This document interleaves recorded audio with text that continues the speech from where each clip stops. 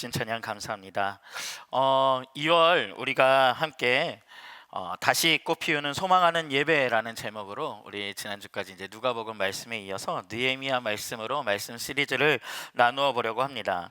그래서 방금 들으신 그 소망하는 예배라는 찬양이 우리가 소망하길 바라는 메시지를 너무 잘 담아내고 있어서 감사하고요. 그리고 지난번에 제가 규섭 형제하고 좀 인연이 있는 것 같아요. 예전에 요나단을 주제로 한 설교 시리즈를 했을 때도 규섭 형제가 찬양으로 곁들여 주어서 설교가 너무 풍성했었는데 오늘도 이렇게 멋진 노래로 이 시리즈를 열어주셔서 참 감사합니다.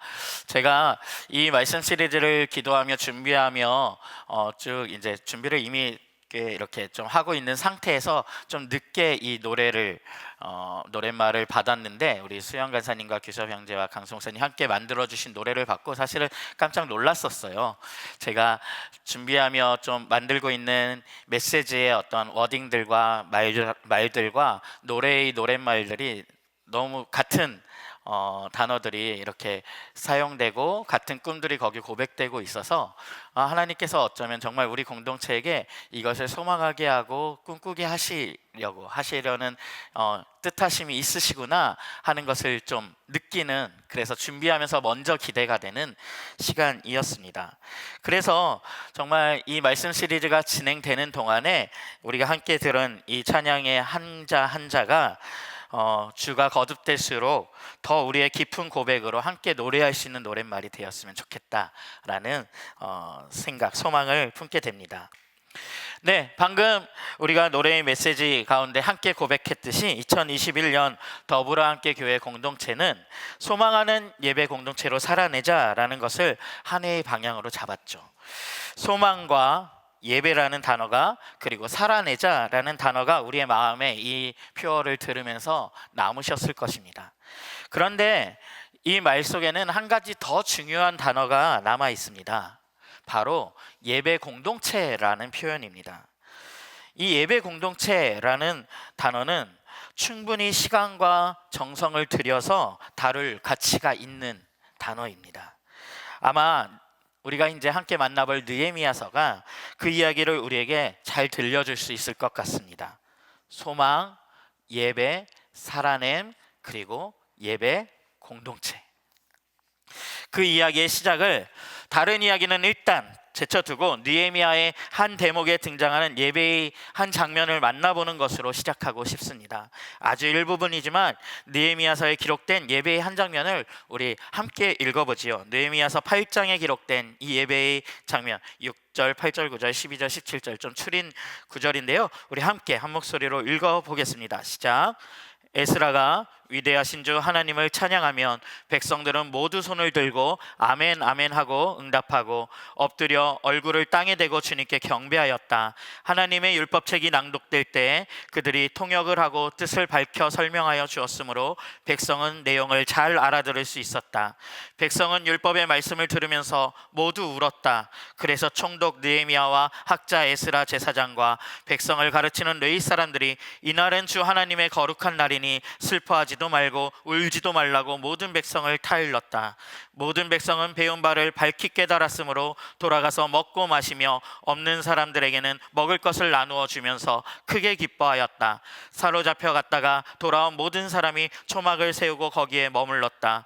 눈의 아들 여호수아 때부터 그날까지 이렇게 축제를 즐긴 일이 없었으므로 이스라엘 자손은 크게 즐거워하였다. 여러분, 이 감동적인 예배의 분위기가 느껴지십니까? 앞에서 제사장 에스라가 율법교사인 에스라가 하나님을 찬양하면 백성들이 모두 손을 들고 아멘 아멘 하고 응답을 하고 엎드려 얼굴을 땅에 대고 주님께 경배하고, 율법이 선포되면 그 뜻을 알고자 하고 그 뜻을 알게 되었을 때 눈물이 터지고, 지도자들은 기쁘고 거룩한 날이니 울지 말라고 타이르고, 사람들이 배운 바를 깨달아서 돌아가서 거기서도 기뻐하고 먹고 마시고, 더 놀라운 것은 없는 사람들에게 먹을 것을 나누어 주고, 그로 인해 크게 또 기쁨을 서로 더불어 얻고, 모든 사람이 이 예배 현장에서 크게 기뻐하고 있습니다. 이건 방금 읽으신 이 장면은 실제로 느헤미야 시대에 있었던 예배의 현장에 대한 묘사입니다. 여러분, 어떻게 이런 놀라운 예배가 가능했을까요? 무엇이 이들을 이렇게 예배하게 했을까요? 그리고 이 예배 이후의 삶, 예배 이후에 이들을 이 예배가 어디로 이끌어 갔을까요? 느헤미야의 말씀을 따라가며 이 예배가 우리의 예배가 되기 자리까지 쫓아갈 수 있기를 소망해 봅니다. 그리고 이 너머의 이야기까지도 우리는 갈 수 있습니다. 그러려면 먼저 오늘 우리의 예배의 이야기부터 해볼 필요가 있는 것 같습니다. 우리의 예배가 이 코로나19라는 지배가 장기화되면서 정말 많은 영역에서 무너져 있습니다. 그것은 예배를 매주 드리고 있고 심지어 잘 드리고 있다고 느끼고 있는 그들조차 포함한 이야기입니다. 일단은 제 얘기인데요. 저도 최근에 저와 하나님과의 관계를 돌아보다가 제 스스로 제가 하나님과 정말 진하고 깊은 찐득한 시간을 보내는 시간이 줄어들었다는 것을 깨닫고 자각하고 스스로 좀 놀랐습니다. 코로나19 속에서 우리는 익숙치 않은 삶의 방식에 적응하느라 여러 에너지를 알게 모르게 쓰고 있고, 여러분, 미디어 예배라는 이 상황이 한편으로는 우리에게 많은 에너지를 줄여주고 있잖아요. 어떤 예배의 자리로 나오는 이동하는 시간을 줄여주기도 하고, 여러 물리적인 이 공간에 함께 있을 때 발생하는 여러 에너지들을 줄여주지만, 또 한편 우리가 다시 한번 느끼게 되는 것은 이 물리적 접촉 안에서만 주어지던 에너지와 관계성이 있었구나. 우리가 그것을 또 그 격려를 잃어버렸구나. 그러면서 미디어 예배를 지속적으로 이어간다는 것이 나의 또 다른 에너지를 사용하게 하는 것, 이것이 사실인 것 같습니다. 그러다 보니 하나님과의 관계가 큰 문제가 있는 것은 아니지만 매주 모임도 잘하고 가정교회도 잘 모이고 예배도 잘 드리고 있고, 그런데 정말 친밀하게 하나님과의 깊어지는 관계를 향한 진보가 일어나고 계신가요? 많은 분들이 선뜻 저는 그렇습니다 라고 대답하기 어려우실 거라는 생각을 했습니다. 적어도 제가 이 질문에 말문이 막히더라고요. 그래도 저는 이렇게 말씀을 전하는 자리에 서 있고 예배마다 역할을 가지고 있고, 그렇지 않은 날에도 대부분 저는 예배의 현장이라고 부를 수 있는 곳에, 장소에 있고, 우리 공동체 가족들에 비하면 훨씬 더 적은 횟수의 미디어 예배를 드립니다. 그런데도 제가 그 깊은 관계를 잘 못 누리고 하나님과 누리던 정말 달달한 하나님과 저만의 그 관계가 있었는데, 그 관계에 제가 충분히 집중하지 못하고 있더라고요. 여러분, 우리가 일상을 살다가 내게 이유 모를 지침이 발생하고 뭔가 왜 지치는지 모르겠다라고 한다면 가장 먼저 예배의 자리를 한번 돌아보셔야 합니다. 우리의 예배의 자리 가운데 분명히 이 기간 무너진 성벽들이 있다라는 것입니다. 어떤 가족들에게는 이 기간 겪고 있는 여러 가지 일들, 어려움일 수도 있고요, 외로움일 수도 있고요, 아니 반대로 내가 너무 잘 나가는 일 때문일 수도 있는 어떤 이유들 때문에 이 하나님과의 관계가 어려움을 겪고 계시지 않나요? 그 질문을 우리 하늘 가족들과 나누어 보고 싶었습니다. 자, 그리고 한 가지 더 중요한 질문을 우리가 던져 보아야 합니다. 여러분, 우리에게 이 예배가 왜 중요할까요? 기독교의 신앙의 중심에는 항상 예배가 자리합니다. 그리고 우리가 교회라는 공동체 속에서 참여하는 일 중에서 예배라는 자리는 늘 중요한 의미를 띠고 존재하고 있죠. 코로나19가 교회를 가장 괴롭힌 영역이 있다면, 그리고 교회들이 코로나19가 시작되고 나서 가장 먼저 걱정하고 또 많이 걱정한 자리가 있다면 바로 이 예배의 자리였습니다. 예배가 무슨 의미길래? 결론부터 말하면 우리는 예배를 위해 지어진 존재들이기 때문에 이 모든 일이 일어나는 것입니다. 여러분, 예배라는 것을 굉장히 어렵게 생각하거나 고상하고 종교적인 것이라고만 생각하는 경우가 많은데, 사실 예배라는 것이 뭔가요? 예배의 본질이 뭔가요? 예배의 본질은 관계입니다. 우리가 명절에도 가족을 만나고 또 평소에 친구들을 만나는 것처럼 하나님을 만나는 자리입니다. 우리는 예배의 자리에서 우리에게 오시는 하나님을 만나는 것입니다. 우리에게 오시는 하나님, 그걸 고상한 말로 우리가 임재라고 하죠. 임재라는 것이 굉장히 어려운 말 같지만 우리에게 오시는 하나님을 만나는 것입니다. 그래서 예배가 중요한 것입니다. 하나님과 우리가 연결되는, 하나님이 우리에게 임재하시는, 하나님이 우리를 다스리시는 자리인 거죠. 여러분, 거기서 우리는 뭘 하나요? 무엇을 할까요? 하나님을 찬양합니다. 하나님을 찬양한다는 것이 무엇입니까? 이것은 마치 사랑하는 사이에 사랑을 고백하든 당신의 눈동자에 건배를 하는 것처럼, 여러분, 이 사랑 고백을 하는 것이 우리의 찬양입니다. 하나님의 아름다움을 찬양하고 하나님의 하신 일들을 기뻐하고 칭찬하는 것입니다. 그분은 너무 존귀하고 높으신 분이시기 때문에 그분을 아는 우리는 그에 맞는 자세와 태도로 그분에 대한 사랑을 표현하지요. 그러면 또 하나님은 자신의 사랑을 우리에게 돌려주시지요. 그리고 그 사랑을 담아서 우리에게 말씀하십니다.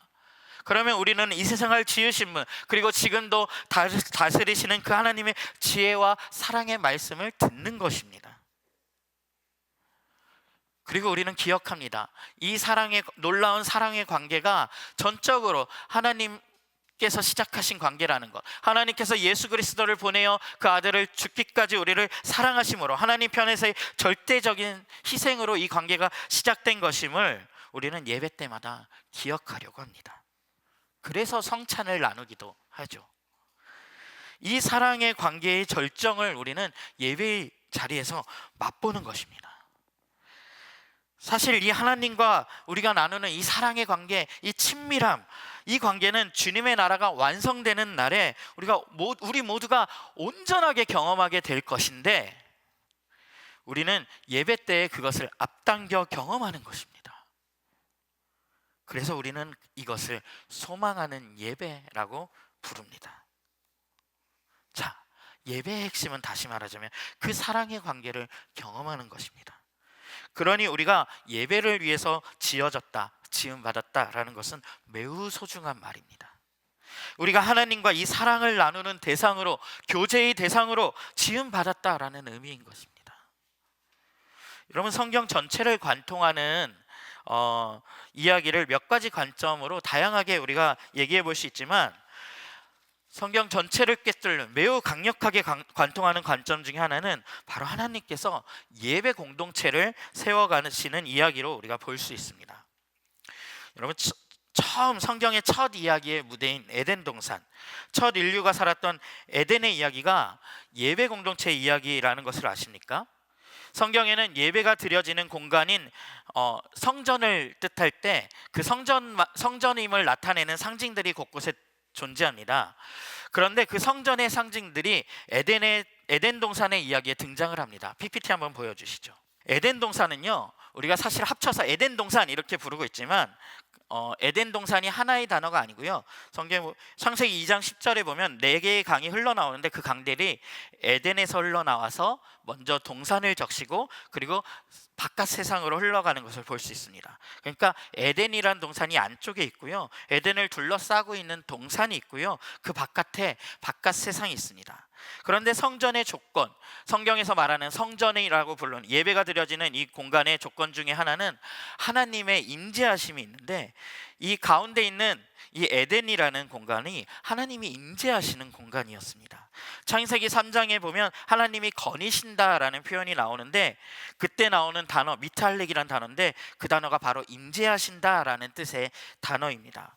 그리고 여러분, 이 성전에는, 이 에덴이라는 성전에는, 그리고 모든 성전에는 제사장이 존재합니다.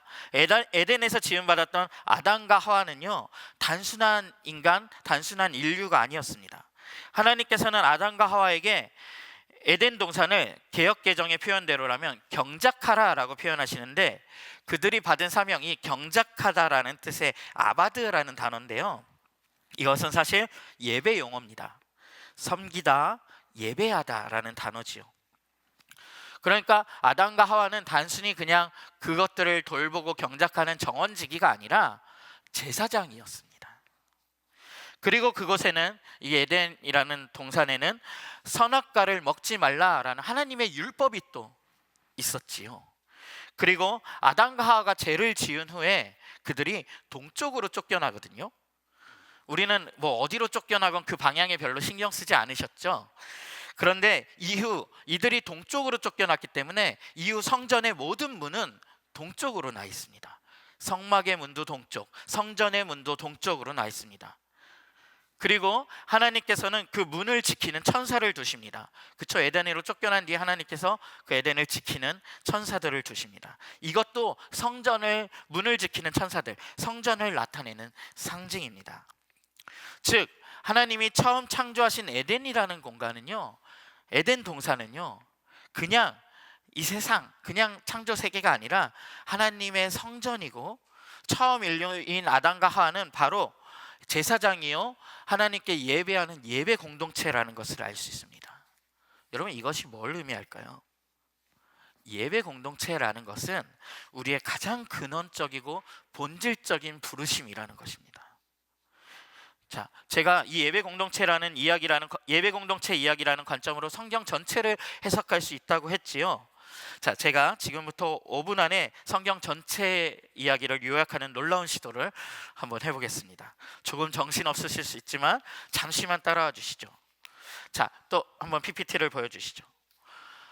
에덴에 등장하는 성전의 상징들은 이스라엘 백성들이 광야에서 예배를 드리는 장소였던 성막에도 다 그대로 적용되어 나타납니다. 저기 지성소라는 공간에 하나님의 임재하심이 있고요. 제가 지금 원래는 말씀드린 상징이 있어서 이렇게 방향을 그려놨지만 사실은 저 문이 동쪽으로 나 있습니다. 이렇게 돌려봐야 하는 거지요. 네. 그리고 하나님 문으로 들어가게 되면은 저 제단이 있지요. 제단은 항상 성경에 보면 땅에 닿아 있어야 된다는 걸 강조하면서 제단을 땅이라고 부릅니다. 그리고 그 위에 가면 죄를 씻는 물두멍이라는 것이 있는데 이것을 열왕기서에 가면 바다라고 부릅니다.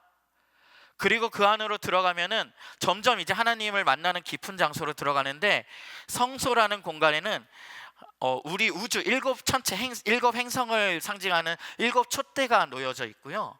그 안으로 들어가면 하나님이 계신 지성소가 등장을 합니다. 그래서 고대 사람들은 이 우주 공간을 어떻게 생각했냐면 하늘이 3개의 층으로 되어 있다고 생각했어요. 그래서 바울도 나중에 보면 3층천에 다녀왔다 뭐 이런 표현을 하잖아요.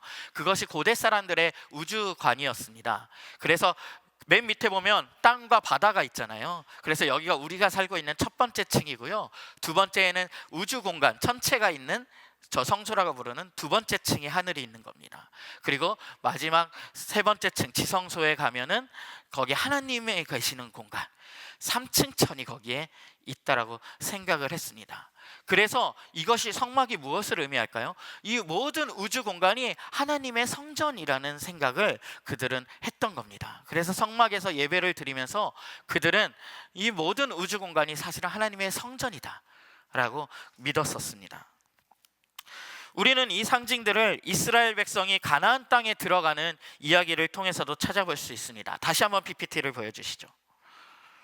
네, 넘겨서 표를 보시면요, 네, 강의 안에도 표가 있습니다. 특별히 가나안 땅 파트를 한번 보시면요, 여러분, 우린 가나안 땅을 그냥 뭐 약속의 땅 그냥 이렇게만 알고 있지만 사실은 가나안 땅 전체가 하나님의 성전으로서 성경에서 드러나고 있습니다. 그래서 이스라엘 백성들, 가나안 땅에 들어가는 이스라엘 공동체는 누구냐면 예배 공동체인 것입니다. 바로 이 이스라엘 백성이 예배 공동체입니다. 여러분, 성전으로 들어갈 때는 어느 문으로 들어간다고요? 동쪽 문으로 들어가지요. 그래서 이스라엘 백성들이 가나안 땅에 입성할 때 동쪽으로부터 요단강을 건너서 가나안 땅으로 들어가고요. 여호수아 군이 걸어가다가 뜬금없이 주님의 군대 사령관을 만나는 천사 같은 존재들을 만납니다. 그들을 만나는 이야기가 거기 왜 등장할까요? 이 미스터리한 이야기가 왜? 성전 문을 들어가기 때문에 그 성전을 지키고 있는 천사들을 만나는 겁니다. 왜냐하면 가나안 땅이 주님의 성전이기 때문에 그렇습니다. 이게 또 어디에도 나오냐면요, 야곱은 제사장이거든요. 아브라함도 제사장이고 야곱도 제사장입니다. 그들은 곳곳에서 제단을 쌓아서 제사를 드리죠. 야곱이 가나안 땅으로 돌아오게 될 때 야복강에서 정체 모를 주님의 천사와 만나서 씨름을 하잖아요. 그가 왜 이 씨름을 하느냐? 왜냐하면 그가 이제 성전으로 들어가는 중이기 때문에 거기서 씨름을 하면서 주님의 천사를 만나는 겁니다. 네, 이후 솔로몬의 성전을 통해서 이스라엘 백성 전체가 예배 공동체로 살아가는 이야기들이 그려지고, 하나님께서는 이 성전이 이방에까지 확장되기를 원합니다. 그리고 이제 구약의 끝에 가면 에스라 느헤미야서에서 이 성전의 이야기가 놀라운 확장, 또 놀라운 하나님 나라의 이야기로 변모가 일어나는데, 이번 말씀 시리즈를 진행하면서 차차 그것은 확인하실 수 있을 것입니다. 신약으로 오면 이 성전이 완전히 새로워집니다. 예수님 자신이 성전이요 대제사장이 되셔서 이 땅에 오시는 놀라운 일이 있고 나서요, 예수님이 떠나가시고 성령이 오시자 이제는 성도인 우리가 성령의 전이 우리가 성전인 거죠. 그리고 우리가 누굽니까? 제사장직을, 왕같은 제사장으로서 제사장직을 담당하게 된 겁니다. 그리고 성경의 맨 마지막이라고 할 수 있는 요한계시록 21장과 22장에 가면 우리가 하나님 나라를 소망한 끝에 만나게 될 새하늘과 새 땅이라고 불리는 곳의 이야기가 나오는데, 새하늘과 새 땅이 맨 처음 에덴의 모습, 그리고 성막과 성전의 모습과 똑같이 생긴 새하늘과 새 땅의 묘사를 우리가 살펴볼 수 있습니다. 그런 이야기가 등장을 합니다. 즉 성경의 전체 이야기는 예배 공동체로 지어진 인류가 그 정체성을 잃어버렸다가 그것을 다시 회복하고 온 우주가 하나님의 성전이 되고 우리 모두가 예배 공동체로 회복되어져 가는 이야기라고 할 수 있습니다. 사실 여기에 대해서 할 수 있는 이야기가 엄청나게 방대한데 간단히만 훑어 말씀드려 보았습니다. 여러분, 놀라운 이야기지 않습니까? 신기하지 않습니까? 막 감동의 물결이 물결쳐야 되는 이야기인데, 네, 저만 감동 받은 것 같아서, 네, 지금 감동하고 계시죠? 예, 이 정신없는 얘기를 제가 왜 했냐면은, 성경이 말하는 하나님의 계획은 처음부터 하나님은 이 땅을 예배의 공간, 우리가 살아가는 이 세계를 예배의 공간, 그리고 예배 공동체가 살아가는 공간, 예배 공동체가 있는 자리로 지으셨고, 이 예배 공동체가 점점 확장되고 확대되는 것이 하나님의 계획이라는 것입니다.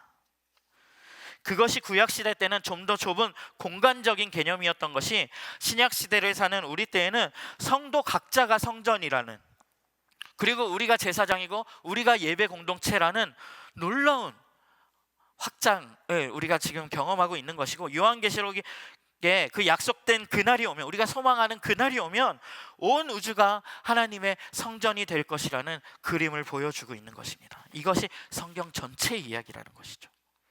그래서 성경은 내내 우리가 누구인지를 말해줍니다. 우리가 누구인가요? 우리는 예배하는 자들이라는 것입니다.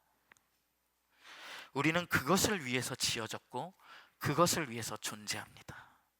하나님과 사랑을 나누는 관계, 그분의 영광과 아름다움을 드러내고 찬양하고, 또 반대로 그분이 우리에게 돌려주시는 사랑을 받아 행복하고 즐거워하는 그 사랑 때문에 사는 존재들, 그것을 위해 부름받은 예배 공동체, 그것이 우리들이라는 것입니다.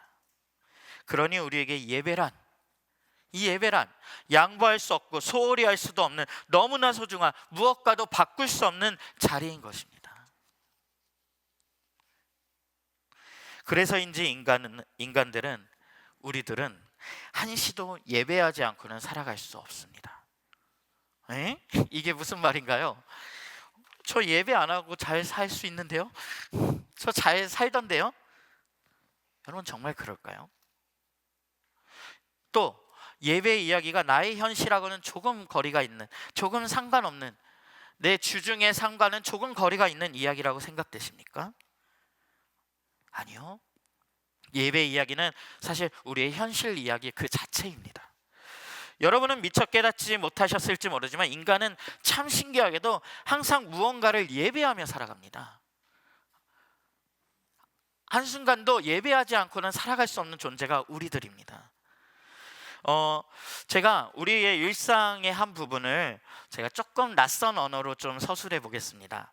이것은 예배학자인 제임스 스미스라는 분이 시도한 시도인데요. 제가 조금 그 이야기를 축약해서 이야기를 들려드리겠습니다. 제가 지금부터 묘사하는 곳이 어떤 장소일지, 우리 일상의 장소거든요. 어떤 장소일지 한번 유추해 보시고 듣던 중에 유추가 되셨다면 그냥 이 이야기를 한번 느끼면서 따라와 보시죠. 자, 말씀드린 대로 우리가 늘 방문하는 곳 중에 한 곳인데요. 이곳에 들른 사람들은 멀찍이 떨어진 거대한 건물이 보이는 어느 곳에 주차를 합니다. 그 건물을 둘러싸고 있는 주차장의 규모와 수많은 차들이 거기에 주차를 하고 있는 모습을 보면서 이곳이 얼마나 인기가 많은 곳인지를 생각을 합니다. 이곳은 성지 순례를 위한 수천 명의 순례자들로 일주일 내내 북적이고 있습니다. 방문자들에게 환영하는 분위기를 제공하며 매일같이 몰려오는 신도들을 수용하기 위해서 이곳은 바다처럼 넓은 주차 공간을 갖추고 있습니다. 그 주차장을 가로질러 한참을 다른 순례자들과 함께 위용 있게 지어진 건물을 향해 나아갑니다. 그 건물은 정말 멋집니다. 유리와 벽돌로 지어진 멋들어진 외관을 뽐내고 있습니다. 우리는 곧 웅장한 입구 중에 한 곳에 도착을 합니다. 그 공간 안으로 들어서면 높은 천장이 보이고 탁 트인 공간이 우리를 기분 좋게 만들며 우리가 환영받는 것 같은 기분을 느끼게 해줍니다. 이곳에서 우리는 일종의 주보와 같은 역할을 하는 여러 공간에 대한 안내문이 적혀 있는 지도를 만날 수 있습니다. 이 지도는 초심자에게는 다양한 영적 제사를 드리는 장소를 안내하고 순례자들의 예배를 조직하고 연결시키는 미로 안으로 들어가는 방법을 알려줍니다. 이제 내부 곳곳을 다니다 보면 곳곳이 과할 정도로 매력적이어서 우리는 내부 공간을 돌아다니며 내내 속으로 감탄과 감동을 하면서 그 공간들을 지나갑니다. 천장은 높고 웅장한 공간과 정성껏 꾸며진 벽면들을 지나치면서 만납니다. 나의 일상과 이제 차단된 그곳에서 나는 마치 여기서 성소, 피난처, 도피처에 왔다라는 느낌을 받습니다. 자신들을 지치게 하던 목적지향적인 외부 세계의 생활 방식으로부터 좀 자유로워진 느낌을 느낍니다. 그곳에선 이상하게 시간의 흐름에 대해서 예민하게 의식하지 않게 되고 예배에 몰입하면서 우리 자신을 잊습니다. 이 거대한 종교적 공간에서는 모든 종류의 종교 활동이 동시에 이루어지는데요. 묵상을 위한 복잡한 미로들이 있고 수많은 다양한 예배당들이 곳곳에 있습니다. 벽면과 내부 공간에 줄지어 여러 성상들이 서 있습니다. 사람 모양을 한 성상들이 거기에 서 있고 우리는 거기에 압도됩니다. 화려한 옷으로 장식된 3차원의 성상들을 보면서 우리는 흔히 그 종교적인 성상들이 그러하듯이 이 성상들을 보며 이런 모범을 우리도 모방하고 싶다라는 마음이 우리 안에 불러일으켜줍니다. 그 입상과 성상들은 좋은 삶이란 저런 것이야 라는 구체적인 이미지를 우리 눈앞에 보여주고요. 저 모습대로만 살면은 완벽한 삶이 될 것 같다라는 우리의 상상력을 자극함으로써 우리에게 그 성상들은 종교적인 메시지를 선포합니다. 이 종교는 매우 생생하고 분명한 보상을 우리에게 약속합니다. 이런 모습으로 바뀔 것을 상상해 보라고 우리에게 권합니다. 이 복음이 지닌 힘은 아름다움입니다. 우리의 가장 심층적인 욕망에 호소하고 끔찍한 도덕주의 같은 것보다는 이렇게 눈에 보이는 좋은 삶을 나누자고 초대하며 우리를 찾아오도록 만듭니다. 우린 몇몇 예배당 앞에서 더 오래 묵상하며 머무는데 그때 우리는 안으로 들어와서 안쪽에서 무슨 일이 일어나는지 살펴보라는 권면을 받습니다. 우리는 신중하지만 호기심에 찬 태도로 때로는 머뭇하며 이 미로를 헤쳐나갑니다. 우린 막연하게나마 무언가 필요하다고 느끼지만 그 필요가 정확하게 어떻게 충족될지는 확실히 알지 못합니다. 그러므로 우리를 이끄는 그 영이 우리를 예상치 못했던 경험으로 이끌어갈 때 우리는 기뻐하고 놀라고 깜짝 놀랍니다. 우리는 확실치 않지만 분명 여기에 내게 필요한 무언가가 있을 거라는 걸 알기에 기대에 차 있습니다.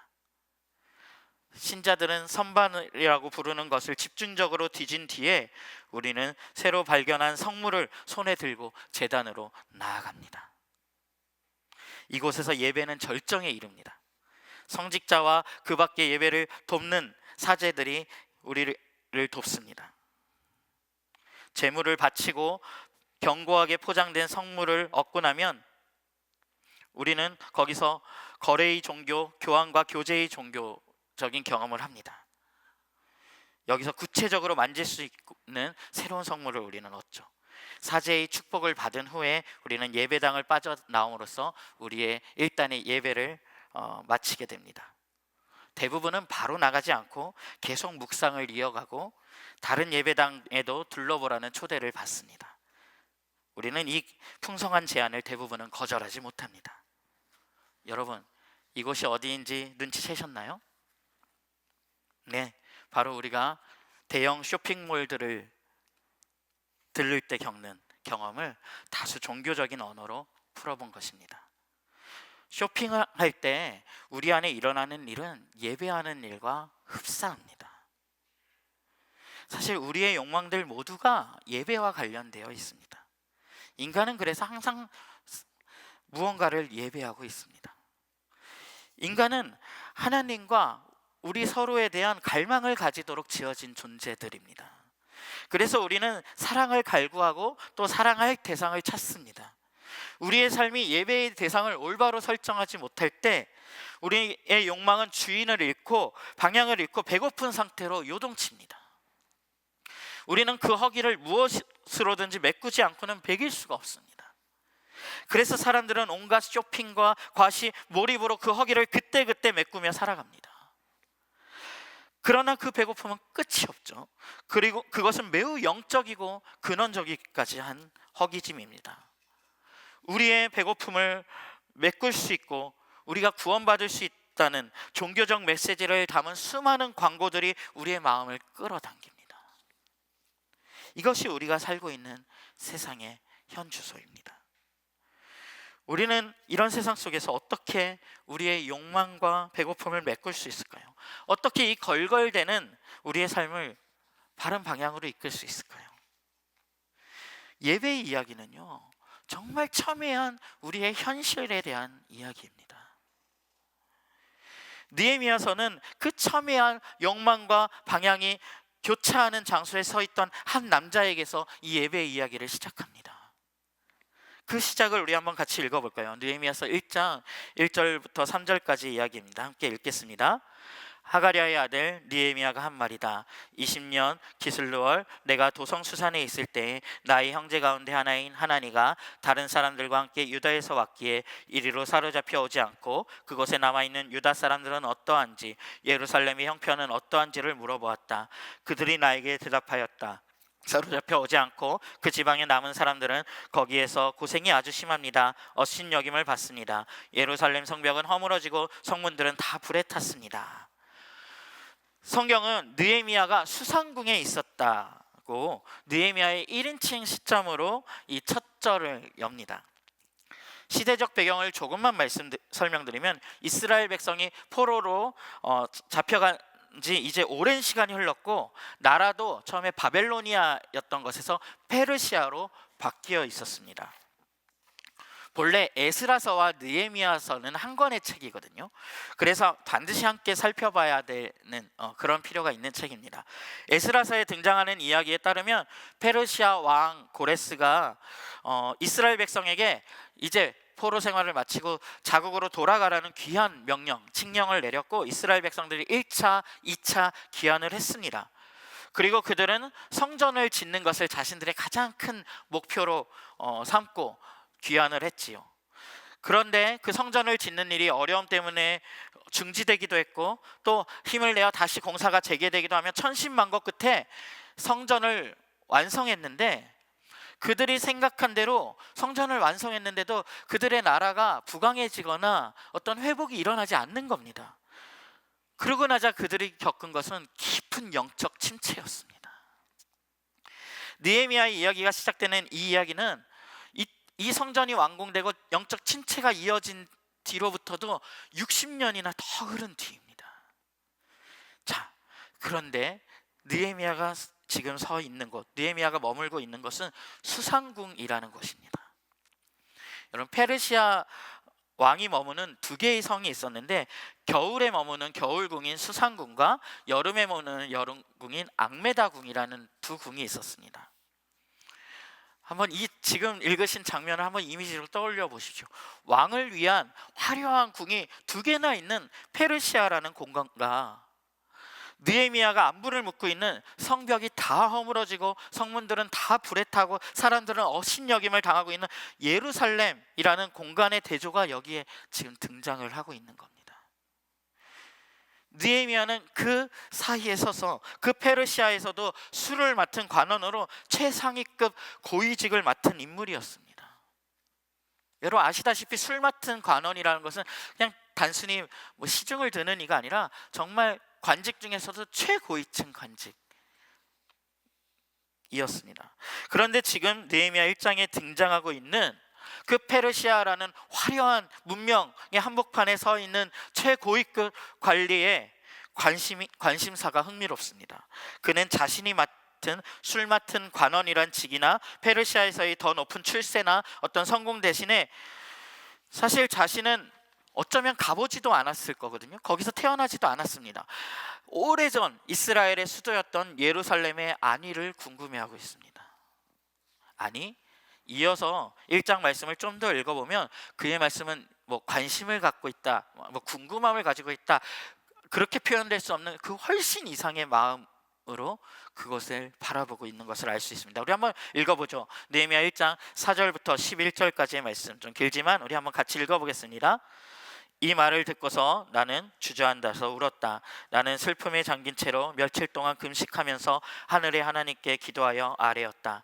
주 하늘의 하나님, 위대하고 두려운 하나님, 주님을 사랑하는 이들과 세운 언약, 주님의 계명을 지키는 이들과 세운 언약을 지키시며 은혜를 베푸시는 하나님, 이제 이 종이 밤낮 주님 앞에서 주님의 종 이스라엘 자손을 위하여 드리는 이 기도에 귀를 기울이시고 살펴주십시오.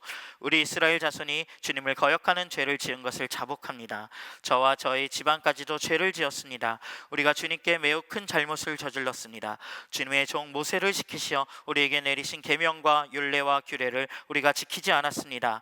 주님의 종 모세를 지키시어 하신 말씀을 기억하여 주십시오. 우리가 죄를 지으면 주님께서 우리를 여러 나라에 흩어버리겠지만 우리가 주님께로 돌아와서 주님의 계명을 지키고 실천하면 쫓겨난 우리가 하늘 끝에 가 있을지라도 주님께서 거기에서 우리를 한데 모아서 주님의 이름을 두려고 택한 곳으로 돌아가게 하겠다고 하신 그 말씀을 이제 기억하여 주십시오. 이들은 주님께서 크신 힘과 강한 팔로 건져내신 주님의 종이며 주님의 백성입니다. 주님, 종의 간구를 들어주십시오. 주님의 이름을 진심으로 두려워하는 주님의 종들의 간구에 귀를 기울여 주십시오. 이제 주님의 종이 하는 모든 일을 형통하게 하여 주시고 왕에게 자비를 있게 하여 주십시오. 그때에 나는 왕에게 술잔을 받들어 올리는 일을 맡아보고 있었다. 느헤미야는 예루살렘의 무너진 성벽과 불에 탄 성문, 업신여김을 당하는 사람들 이야기를 듣고는 주저앉아서 울었을 뿐만 아니라 슬픔에 잠긴 채로 며칠 동안이나 금식하며 기도했을 정도로 그것을 향한 정말 애타고 간절한 어떤 소망을 품고 있었습니다. 방금 읽은 내용에 포함된 느헤미야의 기도를 살펴보고 2장의 말씀을 좀 더 읽어보면 그의 소망이 뭔지를 알 수 있는데요. 이제 앞으로 그는 이 느헤미야서에 진행되는 이야기 속에서 예루살렘의 성벽을 재건하는 일을 하고 싶어하고 그 일을 하려고 왕의 허락을 구하고 이제 성벽을 재건하러 갈 것입니다.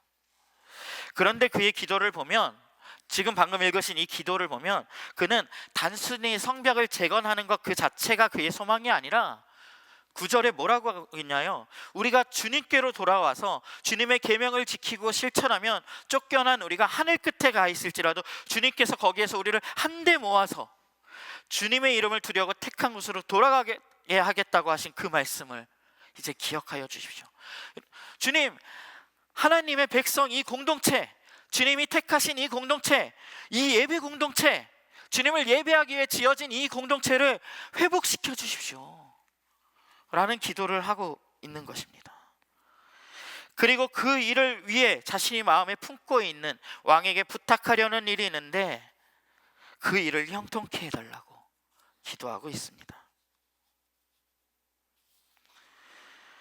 이 느헤미야서는요, 느헤미야에 대해서 아무 설명도 하지 않고 그냥 번뜩 이 이야기를 시작합니다. 그에 대해 설명하는 것이라고는 단지 수상궁에 그가 있었고 그가 페르시아의 높은 관직을 가지고 있었다라는 것뿐입니다. 느헤미야의 이 기도, 이 부르짖음, 이 울음, 슬픔을 보면서 우리에겐 자연스러운 질문이 떠오릅니다. 느헤미야는 누구이기에, 어째서 그렇게 주저앉아 울고 슬픔에 잠긴 채로 며칠 동안이나 금식을 했을까? 그에게 무슨 사연이 있을까? 어째서 그렇게 그는 간절했을까? 이 책이 수상궁에서 시작된다는 점은 매우 중요합니다.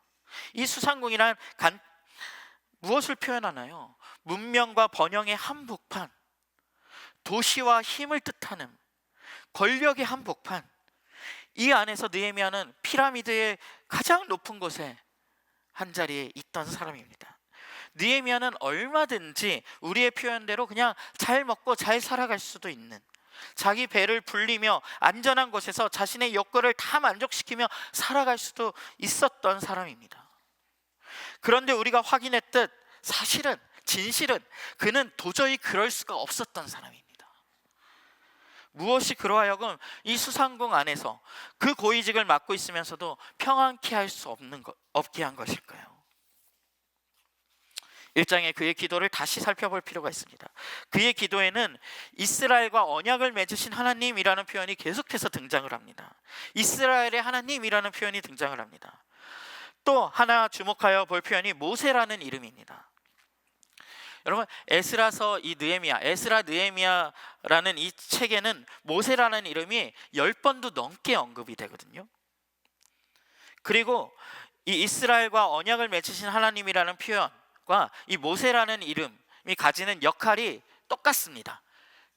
이 두 가지 워딩이 다 같은 역할을 하는 단어들인데요, 느헤미야로 하여금, 그리고 이스라엘 백성들로 하여금 자신이 누구인지를 기억하게 하는 표현입니다. 느헤미야뿐만 아니라 이스라엘 백성들로 하여금 계속해서 에스라서가 이 표현을 계속 씁니다. 이스라엘의 하나님, 이스라엘 백성의 하나님, 우리와 언약을 맺으신 하나님. 그래서 자신들이 그 고백을 통해서 자신들이 누구인지를 계속해서 기억합니다. 모세라는 이름을 왜 계속 고백하나요? 우리가 누구인지를 고백하는 겁니다. 자, 여기는 페르시아입니다. 지금 페르시아입니다. 도시의 한복판이고 문명의 한복판입니다. 그런데 느헤미야는 지금 자신이 이 페르시아에서 나그네이며 자신의 실제 정체성은 하나님과 언약을 맺은 백성, 하나님의 백성, 하나님을 예배하는 예배 공동체에 속한 사람이라는 정체성을 기억하고 있는 것입니다.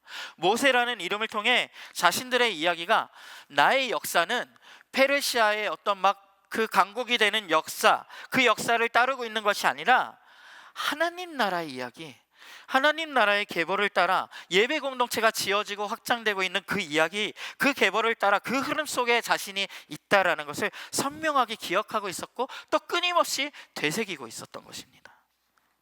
그래서 그는 페르시아의 번영을 기뻐하는 것이 아니라 예배 공동체가 세워져야 할 예루살렘 땅의 그 비극과 비보의 마음이 무너져 내렸던 것입니다.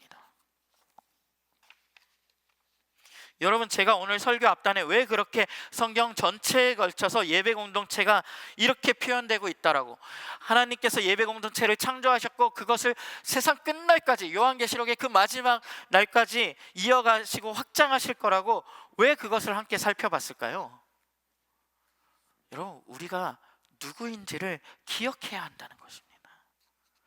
여러분, 우리는 느헤미야와 같은 사람들입니다.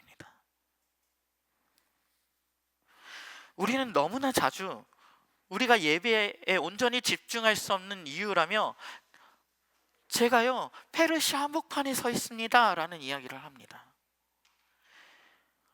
제가 사는 곳이요, 페르시아입니다.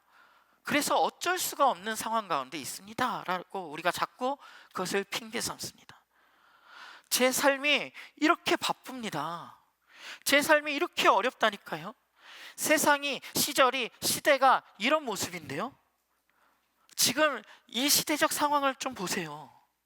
이런 상황 속에서 하나님 앞에 머무는 것, 그분을 드러내는 것, 그분께 예배하는 것에 집중하는 일이 얼마나 어려운데요. 아무도 그렇게 살지 않아요. 다 달려가고 있다니까요. 어쩔 수가 없잖아요. 하나님과 충분한 시간을 갖기에, 하나님 앞에 충분한 예배를 드리기 너무 어려워요.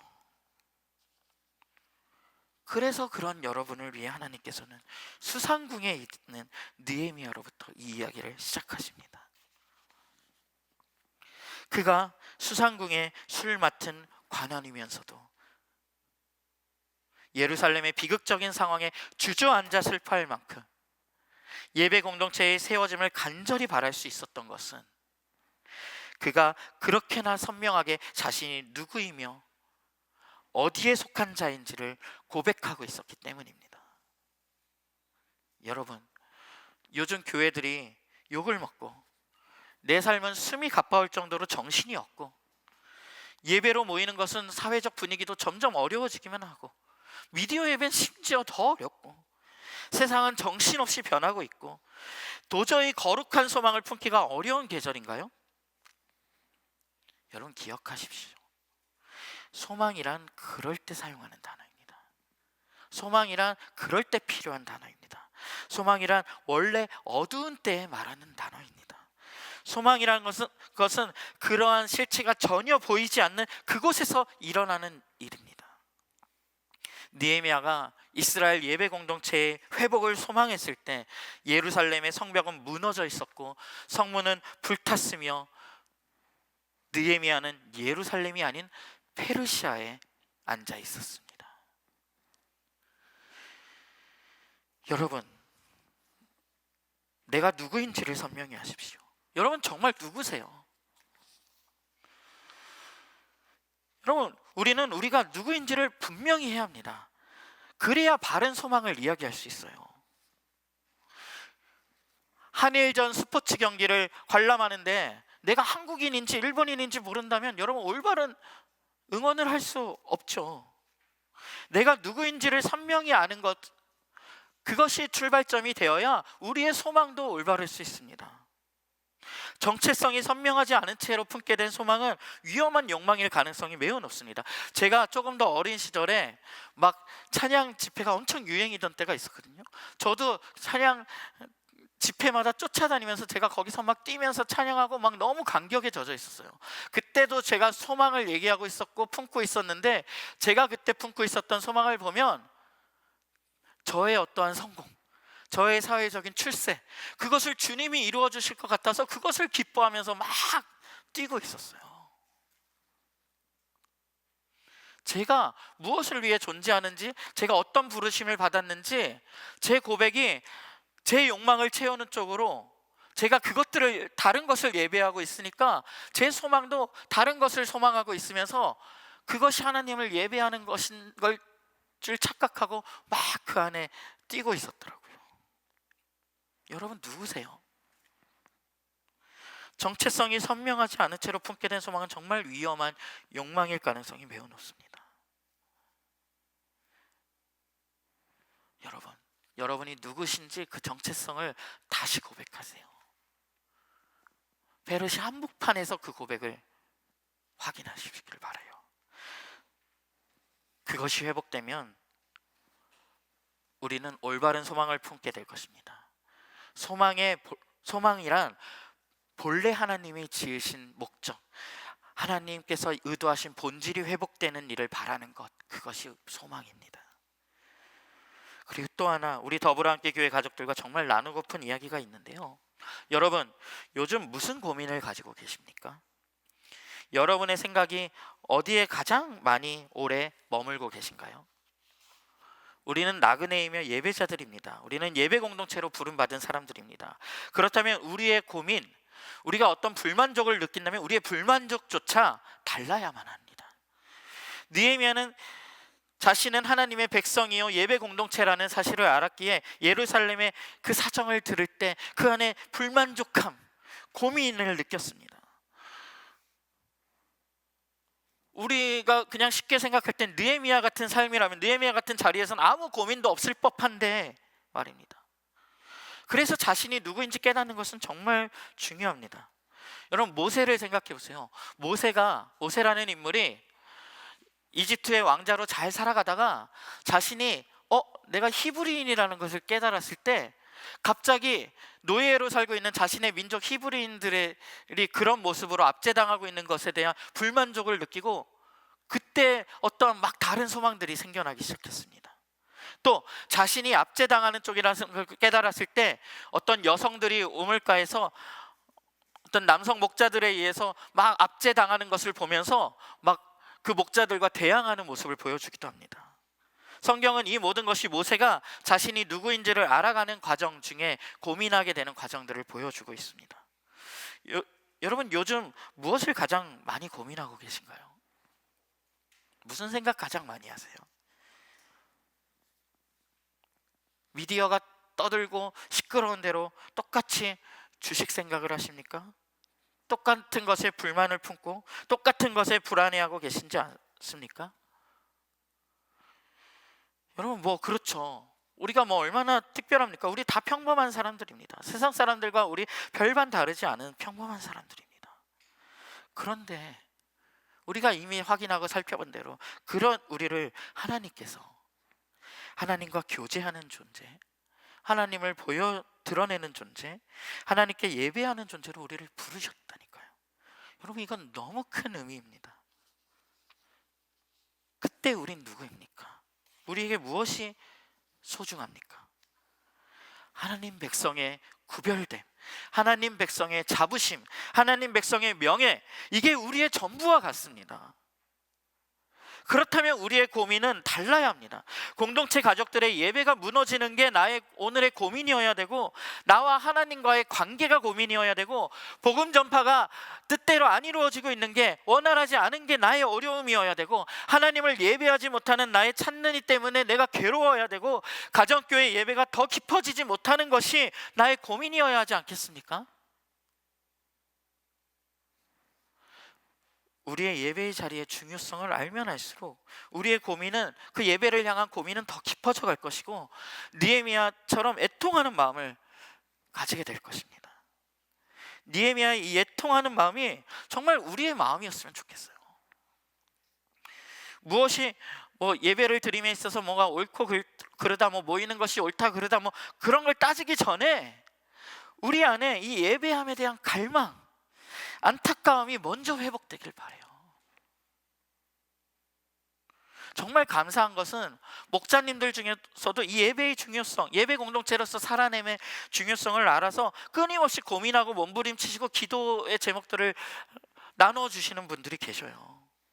쌍둥이 아이 엄마가 된 가정교회 자매 때문에 어떻게 하면 그 자매가 예배를 드릴 수 있게 함께 할 수 있을까 계속 고민하셔서 목양사역자인 제게 계속 기도 제목을 보내시고 고민도 나누시고 어떻게 할지 의견도 물어주시고, 그리고 기회가 닿을 때마다 자매의 집으로 가서 함께 예배를 드리시더라고요. 또 다른 목자님도 육아로 예배 드리기 어려운 자매를 위해서 밤마다 함께 기도하는 모임을 만드시고 가지시고, 이게 다른 가정교회 가족들에게도 도전이 되고 있다는 일들을 들어요. 제가 너무 존경하게 되고 감탄스러워요. 어떻게 그러실 수 있을까요? 그분들은 좀 더 여유가 있고 좀 더 할만해서 심심해서일까요? 아니에요. 결코 아니에요. 다 바쁘고 쉽지 않은 가운데서도 그런 동행을 하시는 거예요. 왜? 우리가 누구인지 알기에, 예배의 자리가 얼마나 중요한지 알기에, 우리를 살게 하는 것이 곧 예배라는 것을 알기에. 제가 예전 공동체들, 사역했던 교회들 안에서 아픈 분들을 신방할 때 제가 맨날 위로로 건네던 말이 있어요. 그때는 제가 늘상 하는 관용어처럼 던졌던 말인데, 빨리 회복하셔서 함께 예배하실 수 있었으면 좋겠어요. 이거 전통 교회들 안에, 지역 교회들 안에서 늘 이렇게 관용어처럼 쓰이는 말이에요. 근데 이 말이 담고 있는 의미가 사실은 우리 모두에게 너무 중요한 의미를 담고 있는 말이더라고요. 정말 함께 예배할 수 있다는 건 우리에게 너무 큰 특권이고 축복이에요.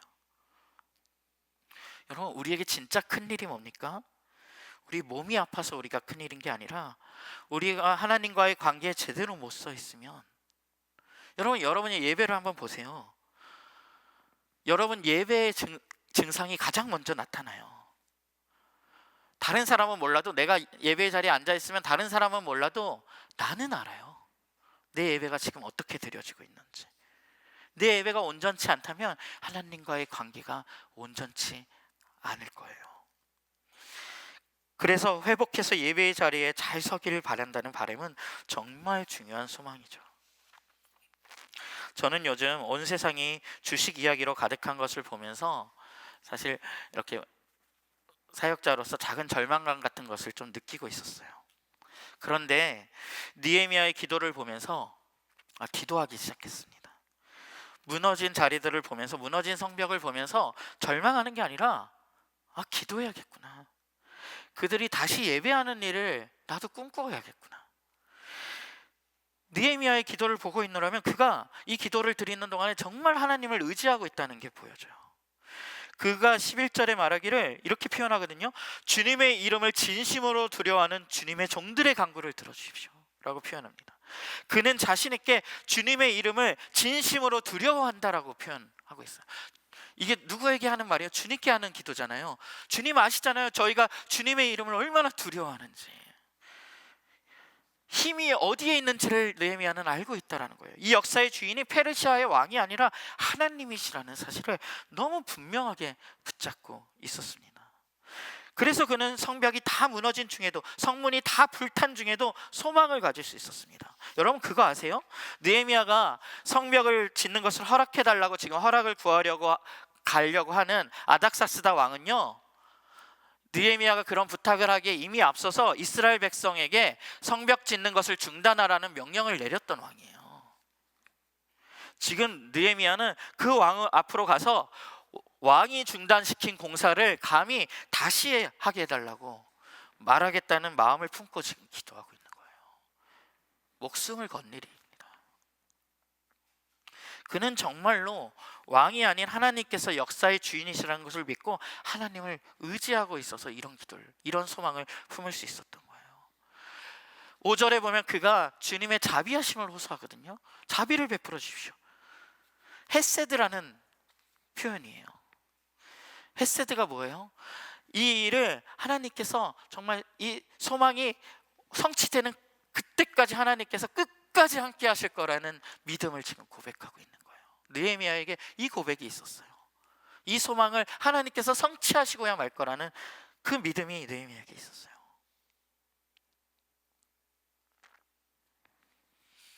여러분, 소망은 바른 정체성을 가진 이가 품는 불만족에서 생겨납니다.